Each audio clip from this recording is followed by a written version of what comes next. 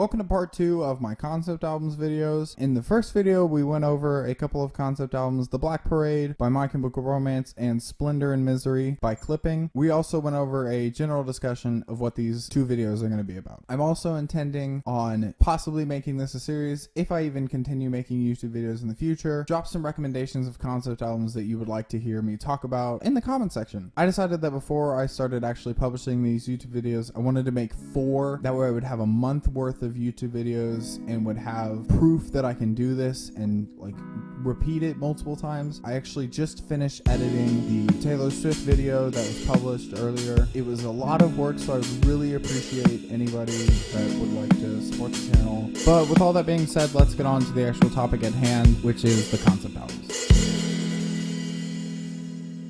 The first album I'm going to be talking about in this video is Kendrick Lamar's To Pimp a Butterfly. I wanted to separate this one into a separate video because A, I thought that the last video was getting a little bit long, and B, I feel like this album deserves its own video, but I just want to talk about it in the context of concept albums because I think it is so influential to concept albums and music in general. The album has of course received numerous awards, so I don't think I really need to talk it up too much, but it did receive the Grammy for the Best Rap Album of the Year. Anthony Fantano notoriously gave it a 10 out of 10 score and called it the best album of the decade. Mike the Snare also gave it a 10 out of 10 score and named it his favorite album of the decade. Also gave it a 10. I bring these 2 points up because I'm considerably younger than a lot of the other YouTubers that I've been watching for a couple of years, so I came into this album much later than a lot of people did. Just for context, I am 19 as of recording this video, and I was 14 when this album came out, which meant my music taste mostly comprised of TV show themes and Coldplay. I would describe this record as one of the truly timeless records of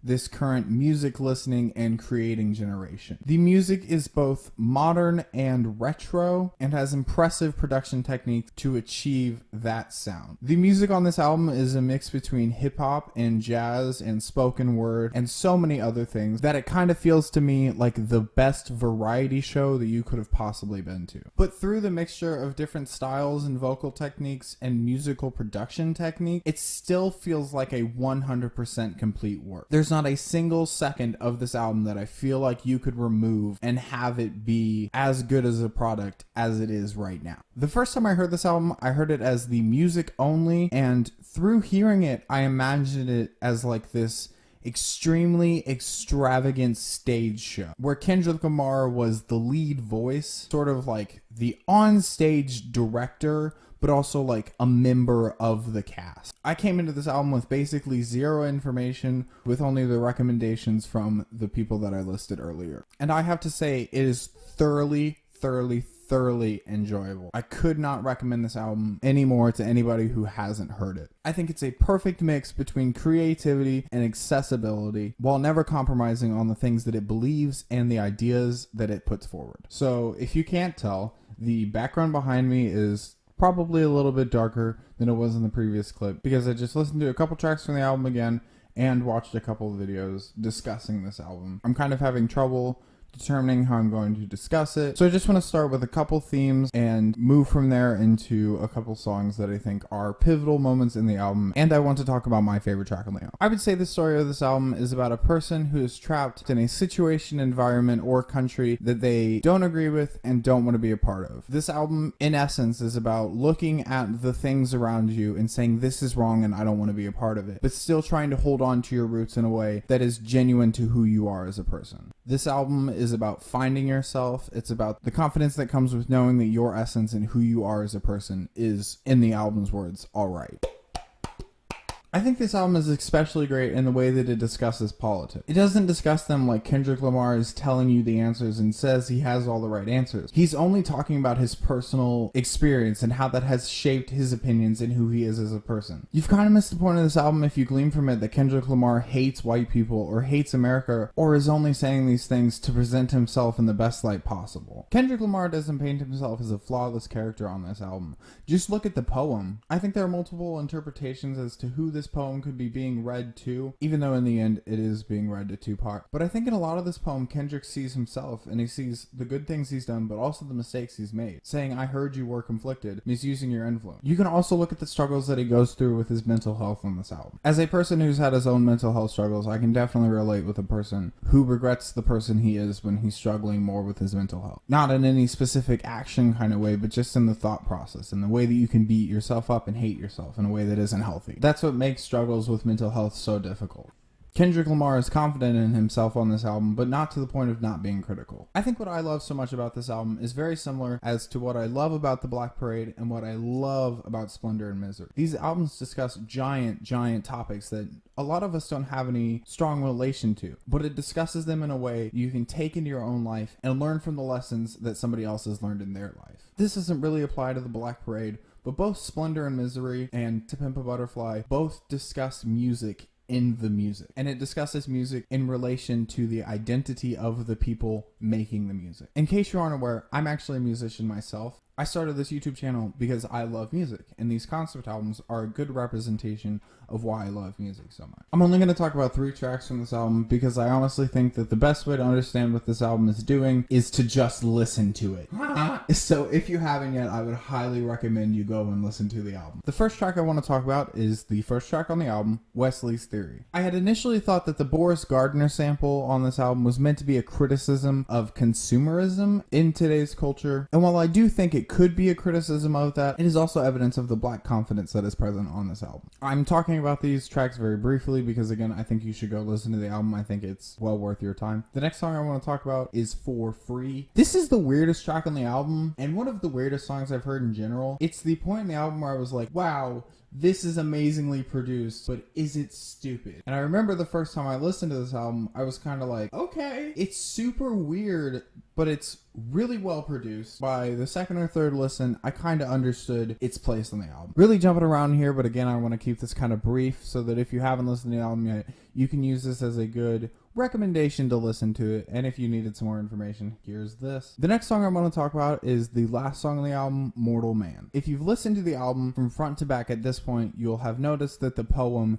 keeps coming up, and every time it comes up, it builds a little bit onto it, and every line that it builds onto adds to the context of the album, but also starts the theme of the song. In the final track of the album, which is over 12 minutes long, I can't even imagine how much planning and precision must have gone into just making this one track. We hear the entirety of the poem and find out that it is being read to Tupac Shakur. This ending song ties up the theme of the album, and I think is partially the best part of the album and also what makes the album. The rest of the album without Mortal Man would still be a fantastic album and probably an 8 or a 9 out of 10, but the final track, Mortal Man, brings it all together and makes it a perfect album. This last track is a perfect summation of everything that has happened in the album so far and completes the album's journey in a way that is both beautiful and impactful. I just listened to it before recording the rest of this video, and it hit me just as hard as it hit me the first time I listened to it. That all being said, I think my favorite track off the album is How Much a Dollar Costs. I didn't do really any research into anybody else's opinions on what are the best tracks on this album, but I do faintly remember hearing the phrase, how much does a dollar cost, back when this album did first come out, even though I didn't listen to it when it came out. So, fun fact, I got a new computer while I was recording this video, so now I'm in a different set of clothing. That's why. That's also why this camera angle is way different, but we're gonna stick with it. Back to the song I was talking about, How Much a Dollar Cost. This entire song kind of sounds a little wooden, like it's being played in like a really old parlor, which I'm really into. The piano especially gives me some vibes of an old wooden piano that somebody's just kind of playing keys on. I also really like the horned instrument, which is probably a saxophone or a trumpet. I really love the way it sounds on this track. It sounds kind of like the piano in a way where it's very subdued and is missing a lot of that high end that you normally get in brass instruments. Pretty much most of the instrumentation, with the exception of maybe the snare a little bit later on in the track, gives a very laid back feel, which allows Kendrick Lamar's vocals to really come into their own on this track. I think all the vocals on this track honestly are the best sounding vocals that are on this album. There's also a da-da-da line that keeps coming in and repeats throughout most of the track, and I really love the way it sounds. It sounds like it's a mix between some brass instruments and some vocals. The song is also interesting for me in the way that it discusses the topic.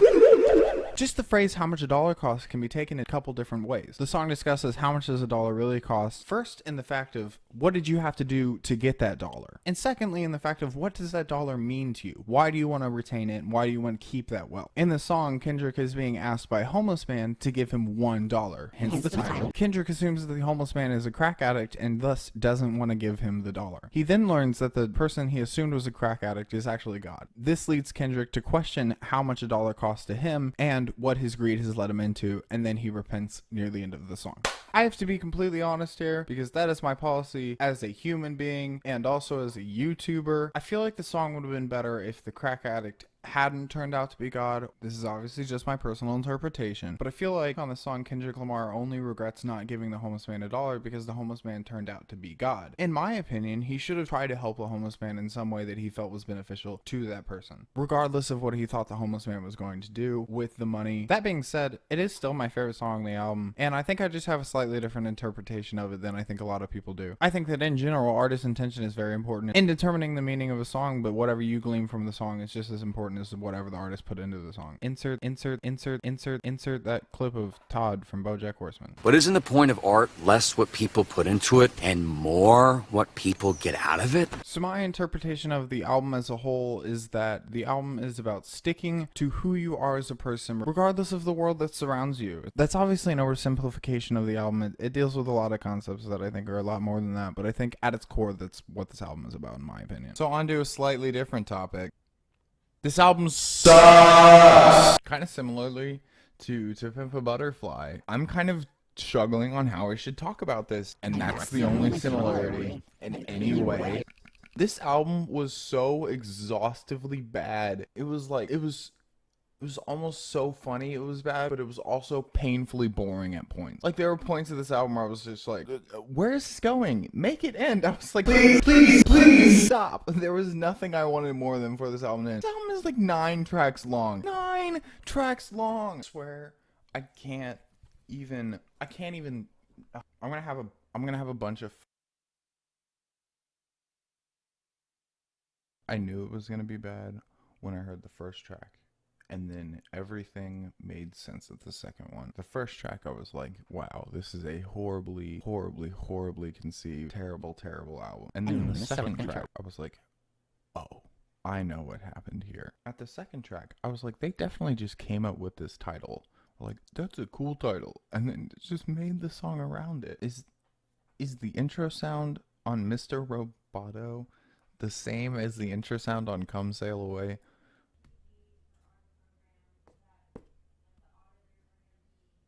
What's so weird to me about this album is that even though this album has been completely bashed by basically everybody who's ever listened to it except Styx fans, Dennis DeYoung is still really proud of it, which I can kind of appreciate. I'm reading this interview with him and he says, it's about consumerism. It's about not buying into that fallacy. He also predicted the digital revolution in 1982. Machines to save our lives, machines dehumanized. Everybody thought Mr. Roboto was a clever little fun song because it had a good hook. He seems to think that this album predicted the digital revolution, which I feel like most people could have predicted. Can we just talk about this album cover for a second? I have it open on a second screen over here and I have no idea what I'm looking at. There's the 2 terrifying faces and then there's a riot in the background. I have no idea what's going on and I don't like it.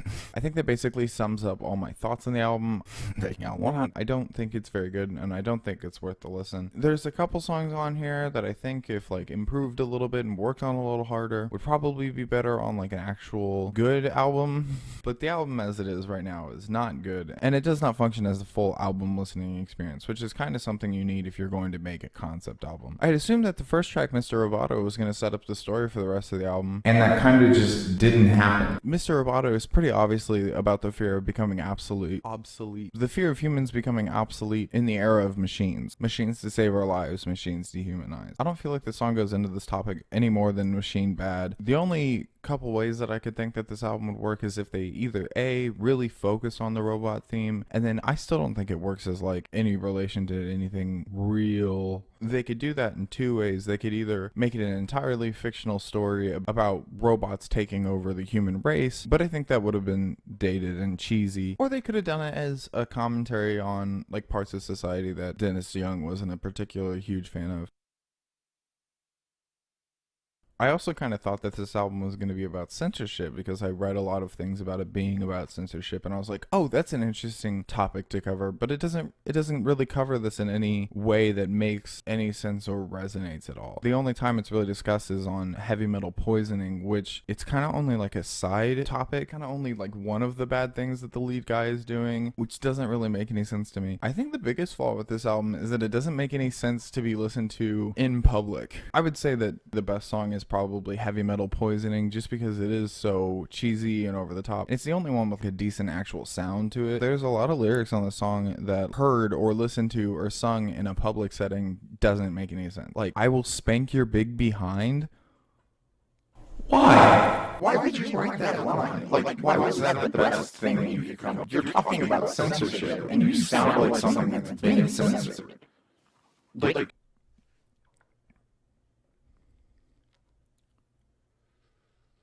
I just don't think this album really works at all, or really has like a theme or a topic that you can latch onto to talk about this album. If this album had one ongoing theme that went through the entire album, and then there were like a couple bad tracks, I would get it. It still wouldn't be a great album, but it would at least make coherent sense. But this album as it stands is kind of just like a mess. I think it makes sense that it was a mess because the band was fighting during the time. Every song that is written by somebody has that person singing it and not multiple writers on anything. This album just kind of seems like it was either like made on accident or made as a joke, and it doesn't work. So with that all being said, I'm going to give this album a 10 out of 10. And by 10, I mean 1.0, because this album is garbage. That joke didn't work at all. The 1.0 joke didn't work at all. I kind of feel bad for thrashing this album, but it's that bad. I'm sorry. I think Kill Warriors Hero is really a case study on how an album can be ruined just by a lack of focus and a lack of coherent topics. The next three albums that I want to talk about are also kind of concept albums, but I'm only going to discuss them very briefly to discuss a certain point about concept albums that I want to make. The first one I want to talk about is American Idiot by Green Day. I think this album is a really excellent example of how big topics can be made simple by to smaller life experiences. This album, American Idiot, is about the George Bush presidential administration. Billy Joe Armstrong, the lead singer of Green Day, wasn't a huge fan of Bush. I think what this album really works is it shows the effects of government policies. This album shows the effects of those policies with our main character. This album shows that the economic crisis of 2008 really had more of an effect on people than people think it does. This album kind of starts with the lead character not wanting to be, as the album says, an American idiot, and ends with him moving to a city to pursue a basic career, kind of becoming the American idiot that he rebelled against. I think this album is a really great case study on how larger socio-economical political situations can affect people in ways that we don't really expect it. It's using a relatively small frame to discuss a larger idea, allowing people to become more invested and kind of understand what this all means. The next album I want to talk about is Lemonade by Beyonce. I bring up this album because I think it's a really good second example of what the Black Parade I felt was doing, where it's telling a less linear story to discuss a large topic. I'm assuming that most of you know already, this is about Beyonce's reaction to the fallout of Jay-Z cheating on her. It discusses the topic through a lot of different songs in the album, some of which are angry and resentful, some of them remember better times. The track Sandcastles is especially emotionally resonant because you can really hear the pain in Beyonce's voice when she's saying, "We built sandcastles that washed away," and how she kind of just wishes that this whole thing wouldn't have happened. This album is able to discuss the multiple facets and emotions that Beyonce was going through in the aftermath of Jay-Z cheating on her. It was a large enough topic to her that she was able to discuss it in a bunch of different ways rather than just having one song. It's an entire album. This is a good example of an album that, in contrast to Styx, discusses a couple different topics, but relates them to each other so they don't feel disjointed. It's also the only album on this list that's really only based in real life. The closest that came before this was To Pimp a Butterfly, that is inspired on and kind of based upon real life, but does have characters in it that don't exist in the real world. So it's good proof that a concept album can both tell a fictional story and relate to real life, even in terms of it not being a metaphor. Also, this is kind of a tangent, but it's the only album on this list by a woman. I really love concept albums, and I've been doing research into them for a while, and I'm not finding a whole lot of concept albums by women. So if you have like good concept albums that are written and performed by women, I would love to hear about it in the comment section below. I'm really hoping that I'm just like blanking on some. I know Lana Del Rey has some, and there might be some more that I'm missing, but I'm really hoping I'm just blanking and that somebody can really easily prove me wrong and just list some good ones in the comment section. So I just did a little bit of research, and it turns out that there aren't a whole lot of concept albums written by women, which I think is really unfortunate. It'd be really cool if there were more. I think it's just great to have diverse voices in any field, especially in music. But yeah, that's really unfortunate. The music industry does things like that sometimes, actually pretty frequently. That ended on a kind of sad note, but it's a really good album. You should check it out. The last album that I want to talk about is Bambi by Hippo Campus. I'm not really honestly sure if this one is a concept album, but I'm putting it in here anyways as sort of a, like, it doesn't have to be labeled as a concept album to have a concept to it. I would call this, if it is a concept album, I would call it a very, very loose concept album. There is a great video that I can probably link somewhere around here that really goes into this deeper. He explains like the levels of concept albums that I'm not going to go into in this video, but I would consider this a very loose concept album. I only really want to discuss it because I love Hippo Campus. They're probably my favorite band, if not one of my favorite bands. And the song Golden off of this album is probably in my top 10 favorite songs of all time list. I haven't found anything saying that this is a concept album, so I'm going to assume that Hippo Campus didn't write it to be a concept album, but I'm going to call it a concept album in the fact that it discusses a bunch of similar topics. So it's a concept album kind of by accident. All these songs kind of discuss very similar topics just because of the time period that it was written and the people that it was written by. I think I love this album because of its vulnerability. Musically, it's packed to the brim. It's one of Hippo Campus's most sonically dense albums to date. It's a little bit more electronic, a little bit more psychedelic, but also has some moments on it that are truly, truly sad and truly, truly vulnerable and almost have a naked quality to them. The song Why Even Try kind of discusses this beginning of your life confusion. Discusses the topic of a band member losing a friendship, with the most resonant line in the song being, why even try to change?